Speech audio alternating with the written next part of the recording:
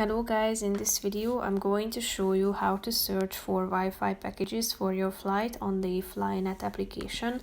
But first I just want to mention, don't forget to subscribe to my channel because at 10,000 subscribers I am going to show you my whole YouTube revenue statistics and growth strategy, how to make money online. Now let's jump into it. First of all, open the app on your phone. Tap on the connect button down below in the left side corner, and after that you should select your departure airport and your arrival airport. After that, click on the show Wi-Fi packages button in the middle of the screen.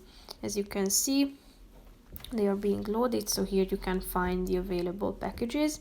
Tap on the relevant one that you are interested in, then you can select the method of payment, click on the button continue, then you should enter your information including your name, email address, then your selected payment, then click on the button continue and you can finalize the process of purchasing the this Wi-Fi pack. So that's pretty much it for this video guys. See you in the next one. Bye bye.